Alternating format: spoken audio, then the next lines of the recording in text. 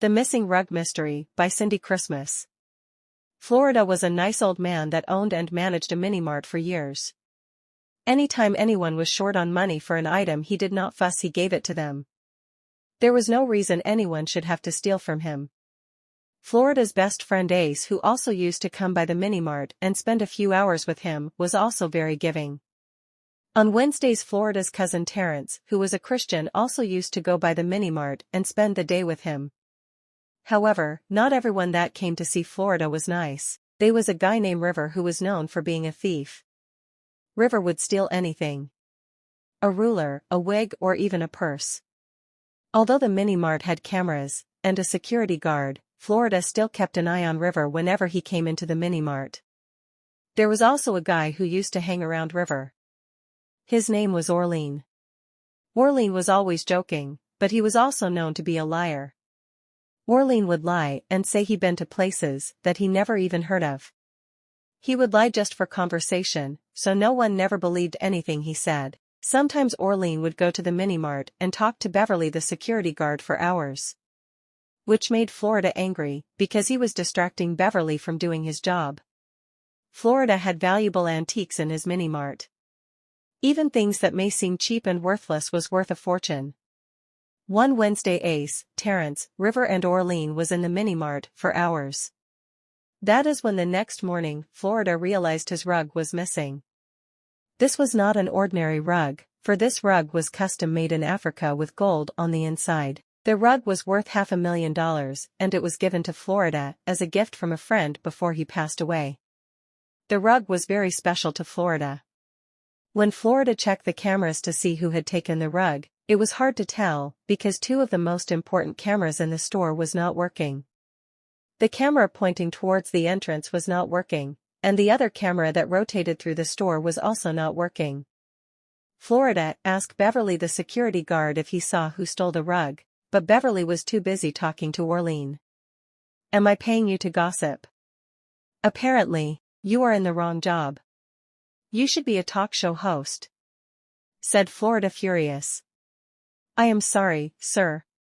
However, one thing I know for sure is that Orlean could not have stole the rug, because he came to the mini-mart only to drop something off for me that day." Florida shook his head and said, "It could only be one person that stole my rug, and that is River." "How could you be so sure that it is River who stole your rug, sir?" "'Cause River is a magician, everything he touches disappears." Just then River walked into the mini-mart. Both Florida and Beverly was staring at him. "Why are the both of you staring at me?" River asked, feeling uncomfortable. "I am not one to judge, but yesterday my rug happened to disappear." "Have you seen it, like at your house? Are you accusing me of stealing your rug?" "No, but if you could pull it out of your hat and make it reappear, that would be fantastic." "I may be a lot of things, but I am not a thief. I retired from that field of work. If you check your cameras, you would see that I did not steal your rug. When I checked my camera, I saw that you took my rug from off of the wall and carried it to the back of the store." "Yes, you are correct. I took your rug off of the wall and placed it at the back of the store, because it looked silly on the wall. A rug is not a painting that you hang up on the wall, so I took it down and placed it next to the bathroom door, but I did not steal your rug. You had no right to move it in the first place. Why are you fussing over that old, ugly rug anyway? You should be lucky I did not throw it out in the dump. That rug was given to me by a friend who passed away.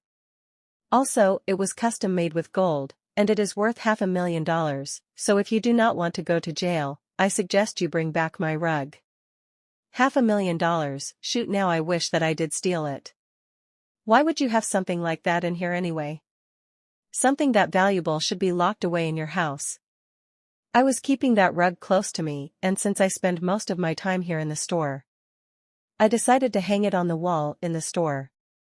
"How do you know that Terrence is not the thief?" "Terrence is an honest churchman. He never stole in his life. He would not even steal an idea from someone." "Maybe you should check back the cameras carefully, because when I put the rug by the bathroom door he was lurking in that area." Beverly responded, "Yesterday I don't recall seeing Terrence leaving with anything in his hand. In fact, if I remember correctly, the item he wanted was sold out." Which means River, you stole my rug, so confess or I will have you arrested," said Florida aggressively. "It was not me, I would not lie to you," said River, acting guilty. "You know something, when you checked the other camera it looked like Ace was in the area by the bathroom, and it looked like he was carrying something in his hand," said Beverly. "Ace is my best friend, he would never steal a coin from me, because he is not that type of person." River replied, "People change, how comes yesterday your rug was stolen and now today he is not here? Think about it, because he stole your rug. That is when Ace walked into the store." Ace said sadly, "Florida, I have something to tell you. Yesterday I saw your rug by the bathroom door, so I took it home to wash it, 'cause it smelt bad. After I washed it and hung it up on the line in my yard, someone jumped my fence and took it. I am so sorry, I should have left your rug alone." River yelled, "He is the thief, call the police. He probably sold the rug for the money." "Florida, you know I would never lie or steal from you or anyone." "I believe you," smiled Florida. "Again, I am so sorry," said Ace, teary-eyed.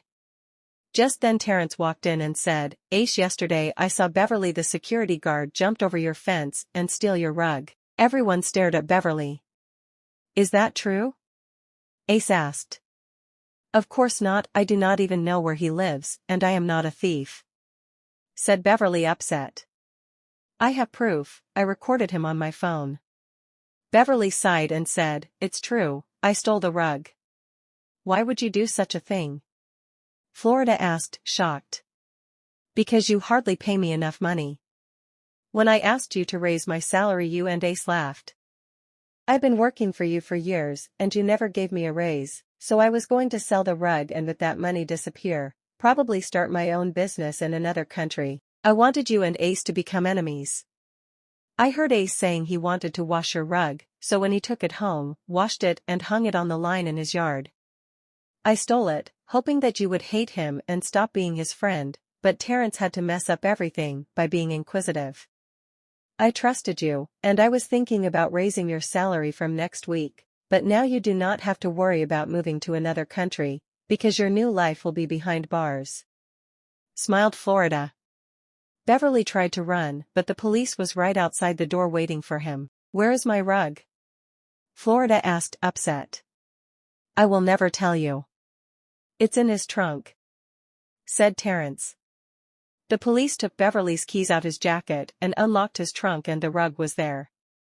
The officer said, "I suggest that you put your valuable items in a locked glass case, or locked away in a safe place in your house, so you won't become a target." "Thanks, officer, I will remove my personal valuables from my store." "Oh, and next time you hire someone, do a background check. Beverly has a history of working for people and stealing their valuables, we've been searching for him for months." The end.